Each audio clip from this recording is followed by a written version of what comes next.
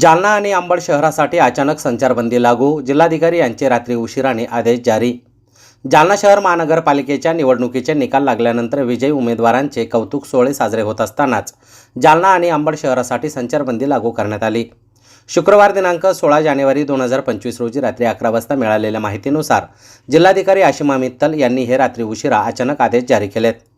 धनगर समाजाला अनुसूचित जमातीच्या प्रवर्गात समाविष्ट करण्यात यावे या मागणीसाठी जालना येथील दीपक बोराडे हे मुंबईतील आझाद मैदान येथे आमरण उपोषणास बसण्याच्या तयारीत असतानाच संभाव्य कायदा व सुव्यवस्थेच्या पार्श्वभूमीवर प्रशासनाने कडक पावले उचललीत.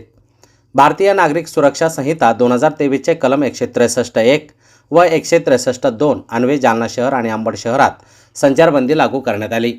मिळालेल्या माहितीनुसार दीपक भीमराव बोराडे राहणार गोंदनखेडा, तालुका जाफराबाद, जिल्हा जालना हे 17 जानेवारी 2026 रोजी सकाळी 10 वाजता जालना येथून मुंबईतील आझाद मैदान येथे उपोषणासाठी रवाना होणार होते.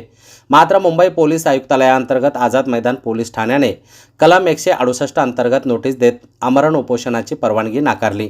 तसेच सध्या विविध जिल्ह्यामध्ये सार्वत्रिक जिल्हा परिषद निवडणूक 2026ची आदर्श आचारसंहिता लागू असल्याने जालना, अंबड तसेच महामार्गावरील इतर जिल्ह्यातून आंदोलनकर्त्यासह जाण्यास परवानगी नाकारण्यात आली.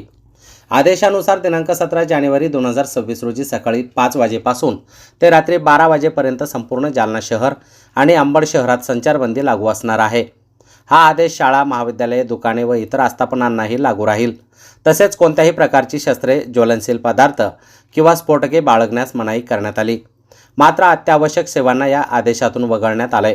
शासकीय व निमशासकीय कार्यालये, दूध वितरण, पिण्याच्या पाण्याचा पुरवठा, सांडपाणी व्यवस्थापन, सांडपाणी निचरा व्यवस्था, रेल्वे सेवा, दवाखाने व वैद्यकीय केंद्रे, औषधी दुकाने, रुग्णवाहिका, वीज पुरवठा तसेच प्रसारमाध्यमे व मीडिया सेवांना सूट देण्यात आली. हा संचारबंदी आदेश 16 जानेवारी 2026 रोजी जिल्हाधिकारी यांच्या सही व शिक्क्यानिशी जारी करण्यात आला असून नागरिकांनी प्रशासनाला सहकार्य करावं असं आवाहन या आदेशातून करण्यात आलं.